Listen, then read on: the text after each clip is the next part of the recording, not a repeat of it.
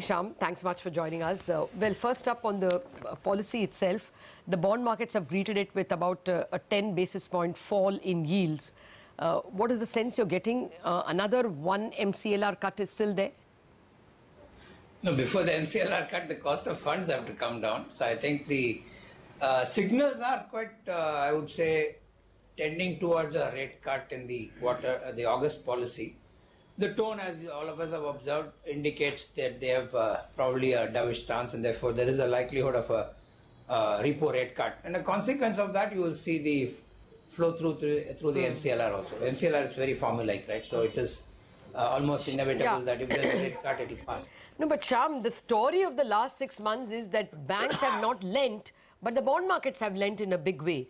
So instead of giving the same company money by subscribing to their bonds, would you all not take a cut in your margins and go ahead and lend a little lower, at least for deserving companies? You don't see that happening. You can't make a generic statement. Okay. Through the period you mentioned, we grew north of 25%. Okay. So clearly we did something. Not the sector. The sector is at 5%. Yeah, that's what I said. There are therefore banks and banks and banks. Each bank has a very different strategy, and I think the situation in each bank varies. Thankfully, you pointed out right at the front that our slippages have been lower. So I think the bank's distractions are different, and therefore the ability to do business in at the time we are in, we're a little more advantaged. So the fact that we did actually both, we did lend through the credit system, as also we subscribed to some of those bonds, and we were able to blend, and the customers actually looking at a blended cost of funds being lower or attractive. So I think the my short point. Yeah, Shyam, my short point is that have you all seen the best of margins? Would you start experiencing some pressure in FY18? Will margins be as good as your last quarter? See, I've always maintained margins is never just unidimensional. There are a lot of contra entries that come into the margin. If you have higher slippages and therefore higher credit reversals of interest income, your margins start changing, the product mix. But on balance, if the cost of funds are low, we are able to get good credit momentum, deployment is more even paced as opposed to back-ended, I think our margins will be in the zone that we've been indicating, and we've thankfully sort of held out to that. For us, the margins last quarter were a little flattering, it's at 3.42. We believe between 3.25 or so, it should be the steady state margins for us for FY18. So you spoke about momentum as far as loan growth, credit growth is concerned. That's something that the street has really liked, Mr. Srinivasan. You know, for you guys, loan growth has been steady at 20% across all segments, whether it's retail, SME, or even corporate loans. Going ahead, where do you see the fastest growth momentum coming from between these three pockets? It will remain sort of in the same zone, equally weighted. We are steadfastly focusing on equal sort of weightages across the three segments of the portfolio. We haven't overweighted on one or the other. Yes, in a quarter, you may say some dialing up based on opportunities, but if you take a 12-month view, we would like to be one-third, one-third, one-third, and therefore it means growth around 18 to 20% in each of them. Like you pointed out, the last year it was so. We expect this year to be similar. As we have always maintained, our share of market is relatively small, growing closer to 1% now.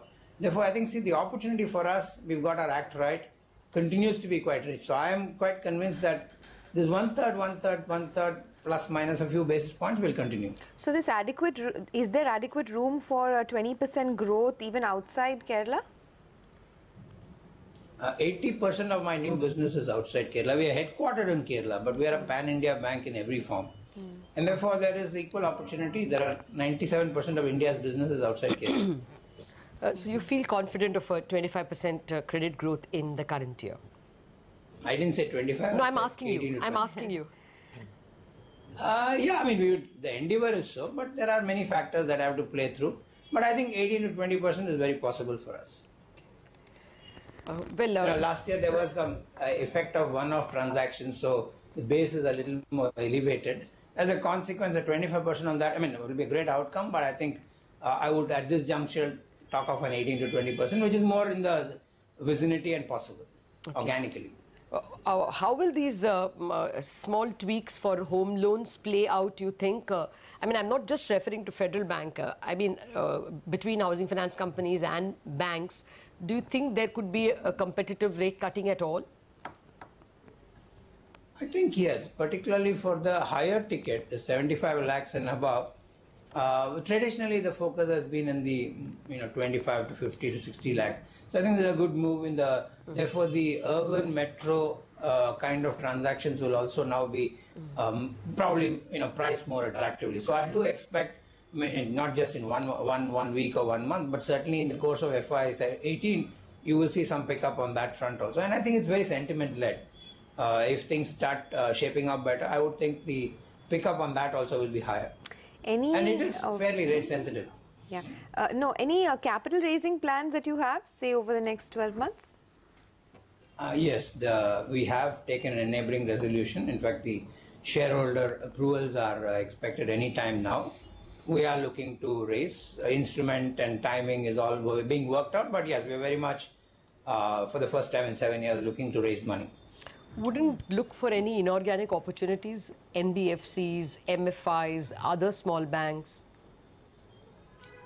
I won't say no, but there's nothing on the horizon, or we don't have anything that sort of we are working with. If something comes up, it's meaningful, we will. But as we speak, it's sort of richly organic. The raise of money is to fund growth, and as you know, we are looking at good growth in the period ahead, mimicking our more recent past.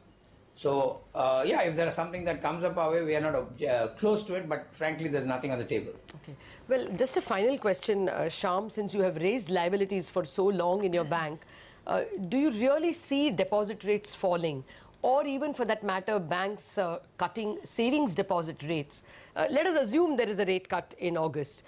Do you think banks have reached the end of the tether in terms of deposit cuts, or there can be some?